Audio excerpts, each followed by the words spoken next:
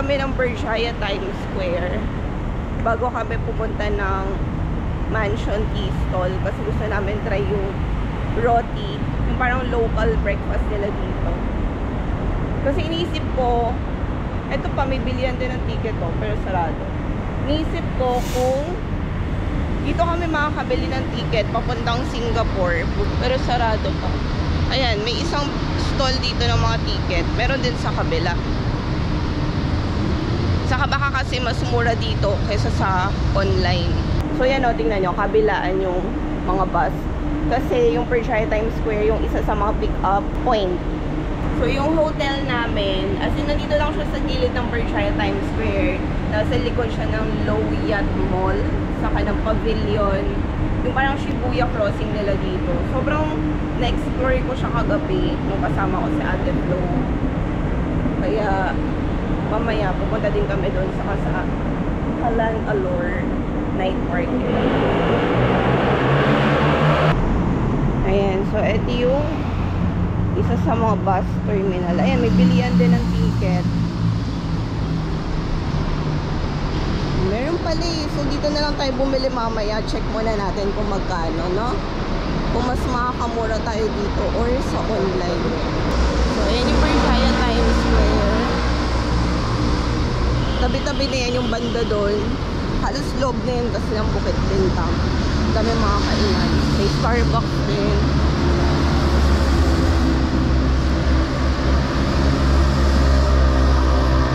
Tapos isa yung Jollibee banda. Yung nearest station pala namin dito is yung Imbi. Eto, sabi ni Ate Flo, hindi pa daw yan gawa yata. Parang hindi pa pwedeng akyat eh. Pero sabi ng driver na nakausap namin kagabi, pwede na daw yung akyat eh. That's the second tallest building. Not sure if in the world or within Asia. Kasi diba first yung Dubai, Burj Khalifa. Tingnan yung train nila, maiksi lang siya.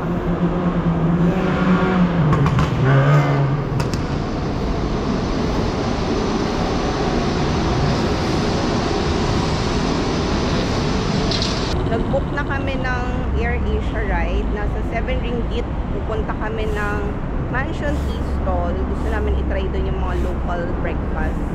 And then after that, pupunta na kami ng KL Central sa papuntang Genting Island.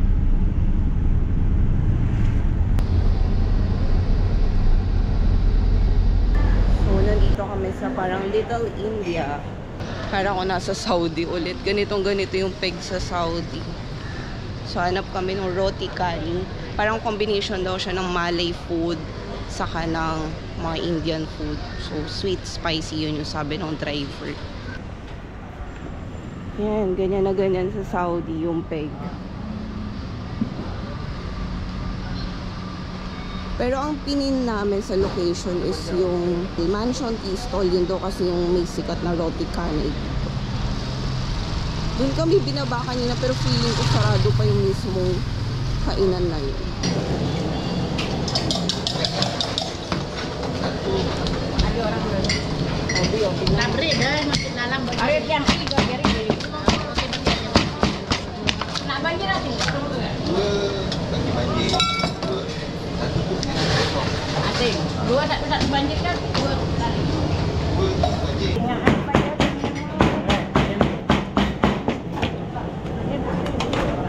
Baru itu loh lu, Bay. Ambil itu di sini, Bang. Nah, itu. Iya. Apa, Bang?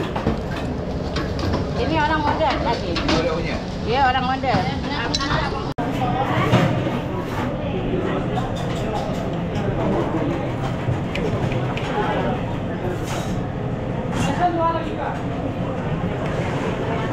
Parang normal ano lang.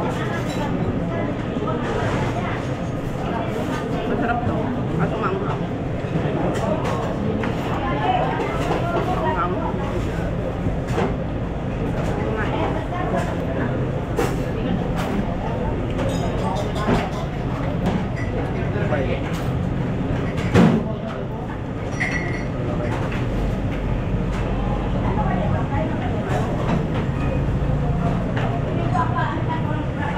So Katatapos lang namin mag-breakfast. Yun yung local breakfast nila, yung roti canay.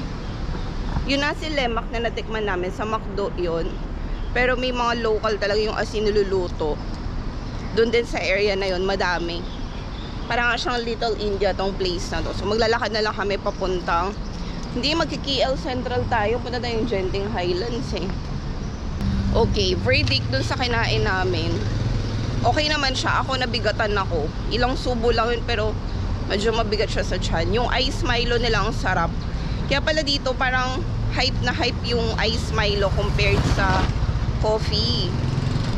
Anong verdict mo dun sa breakfast natin? Sarap. Maanghang. Oh, yun. Si Brian nagustuhan niya kaso maanghang. Hindi siya pwede sa maanghang. Buti may mga baon akong gamot sa Gaviscon.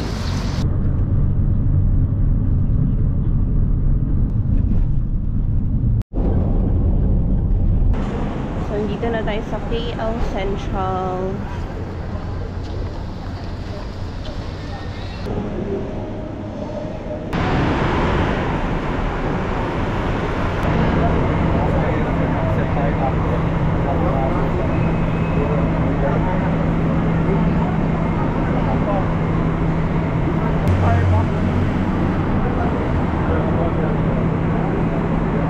So, nakabili na kami ng ticket. 12:30 yung next bus. It's only 10 AM. Tapos one way lang muna yung binili namin kasi ang hirap bumili ng round trip kasi hindi namin alam kung anong oras kami, hanggang anong oras kami mag-stay doon. So, yun din yung isa sa tip na mabibigay ko sa inyo. Huwag na lang muna kayong bumili ng round trip ticket para hindi din kayo maghabol sa oras. So, Genting Highlands tayo. Okay lang po siya.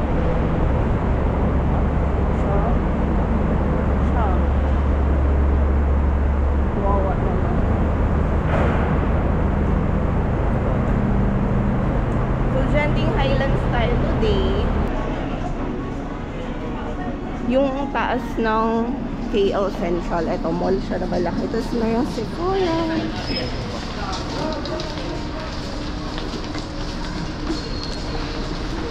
Nandito ako sa isang store ng mall dito sa Central. Si Brian nagpapaano siya, yung parang massage. Nag-aantay kami ng oras kasi nga mamaya pa yung baba namin papuntang Genting. Ito or enter. Ang ganda.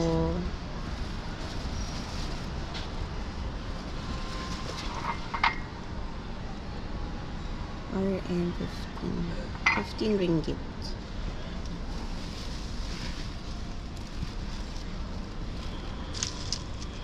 Ay, Hello Kitty.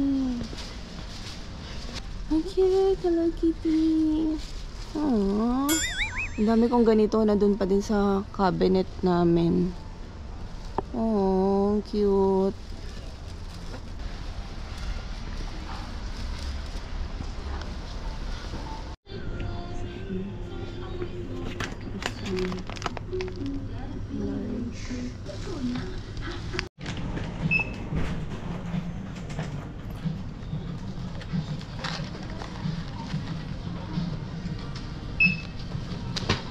Ang ganda ng parang eco bag nila dito. Ang cute ng combination. Tapos nagamit ko din yung membership ko sa Watsons. So hindi ko sure kung magkano yung na-discount ko. Bumili lang ako ng mga ointment saka disposable underwear. Kasi hindi ako nakapagdala ng underwear. Nakalimutan ko siyang kunin sa sampayan. Pero may pauna ako disposable. Eh, paubos na siya. So bumili na ako saka mga ointment. Nag-Dunkin kami. Yeah. Caramel macchiato. Meron kayo silang salted caramel latte. Andito kami sa Dunkin Donuts. Okay. I think I'll go for the medium size. But I'm not sure between salted caramel or mocha latte. Mocha latte. Mocha latte? Okay. It's dark, right? Dark? No? Yeah. That. Yeah. Okay, I'll go for mocha latte. Which one is the best seller? Ice latte and ice cream macchiato. Okay, macchiato. Caramel macchiato. Okay, yeah. I'll go for the caramel macchiato.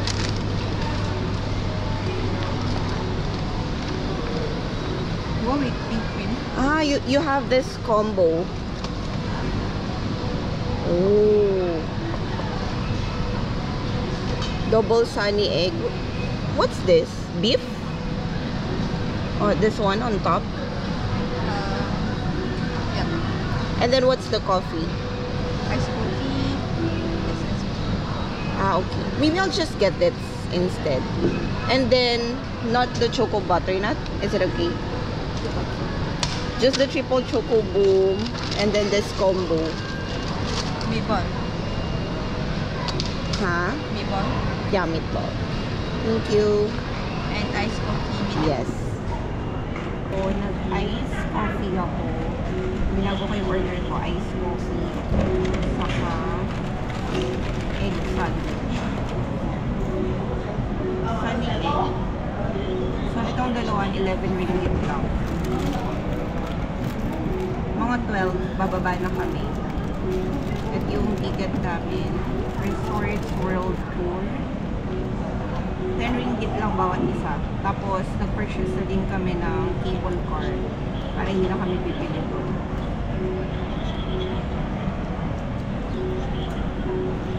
May mga nag-aalok din ng taxi or ng parang private car. Pero ang mahal, 120 ringgit. Kung wala kayong ka-share or dalawa lang kayo, mag-bus na lang kayo. Agahan nyo na lang para makakuha kayo ng mas maagang schedule. Itong ego, egg siya na may meatballs.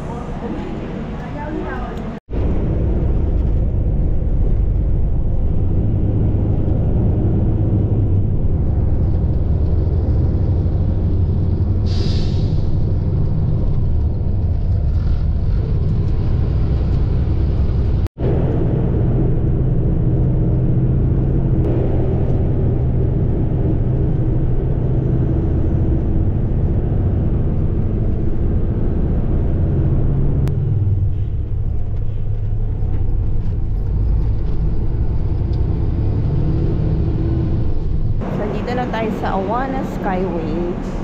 Punta tayo sa taas kasi meron tayong ticket.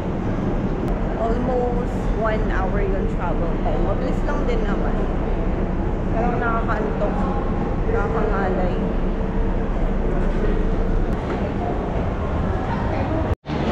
Dito na kami. Ang haba lang ng pila. Grabe.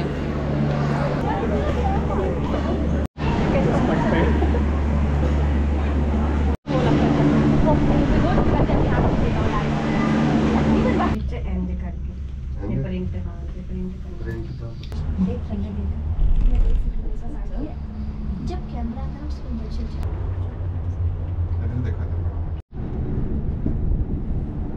Dito na lang kami sa may Chinsui Station. Bumaba, hindi na kami umakyat doon sa pinakataas sa mismong Genting kasi wala din naman kami gagawin doon.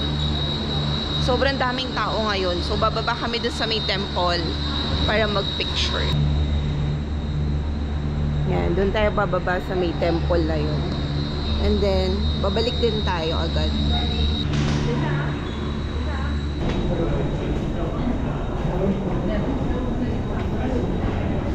Wow, ang ganda.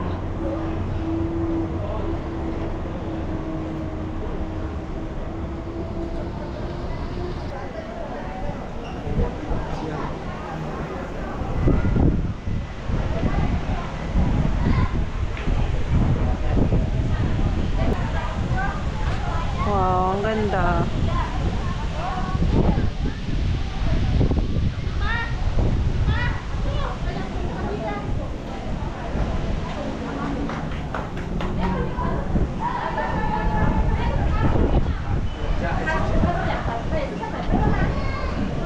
And so may mga food din sila dito. Ito parang tusok-tusok. Jojo Corner. Looks yummy. Guys, ito yung favorite ko sa Thailand. Ito yung binili namin. 50 ringgit lahat.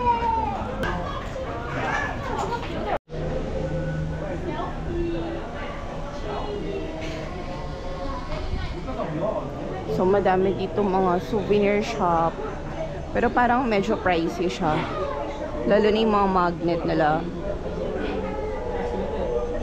Pero just in case na gusto nyo bumili. May mga mabibilan din naman kayo dito.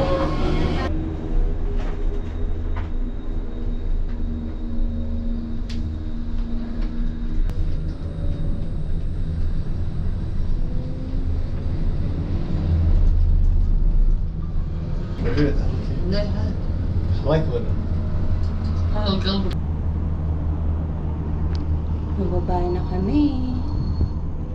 So, itatago niyo yung ticket niyo kasi wala na pala kayong babayaran pabalik sa cable car. So, pinakababayaran nyo na lang is yung bus. Doon na lang kami magpa-purchase ng bus ticket. Meron dito mga dried fruits. Parang ito yung masarap, P.O. Medyo maalat. Nasira na yung isang news. Oh, yung lasa niya. Ito mga candy. 50 grams. So, mga ilang piraso yun. At yung may kiamoy sa loob yun. Diba? Ayan, Eddie B yung pangalan. Dito lang rin yan pagbaba nyo ng exit. So yan, may ticketing center din dito pagbaba nyo. Pwede na kayo dito bumili ng ticket pabalik ng KL Central. So dito na kami sa KL Central. Ayan, pwede kayo mag-train. May mga kainan din dito. Pag umakyat kayo siya sa stairs na yan, doon pala sa kabila. Mall yan. Parang airport yung peg, no? Social. Ayan, may mga convenience store. So, dito kami sa Star Mart sa may Berjaya. Ayan, may dalawa ditong ticket booth. Star Mart and 5 Star. So, yung earliest dito sa Star Mart, 8:30 AM na. Bumili na kami ng ticket papuntang Singapore for tomorrow. Ang total is 350 ringgit. So, almost 5,000 pesos. So, eto na yung ticket namin. Back and forth na to. Round trip na yung pinurchase namin para sure kasi ang daling mapuno. Pabalik na kami ng hotel. So, already 6 PM. Nakakaloka kasi halos half day kami sa Genting Highlands. Kanina may available pa ng 7 AM. Tapos nag-withdraw lang kami. Pagbalik namin, 8:30 AM na agad yung available. Tapos magkahiwalay pa kami ng upuan. Ang bilis mapuno. Kaya naisip namin na mag-purchase na din ng round trip. Kagaya sa Genting Highlands, alam nyo ba, 9 PM na yung available kanina. Buti na lang may nakausap ako na parang staff siya doon. Tapos binentahan niya kami ng ticket ng 4 PM. Kung hindi, 9 PM pa kami makakabalik. So, pag pupunta kayo ng Genting Highlands or ng Singapore, make sure round trip ticket na yung bibilin nyo.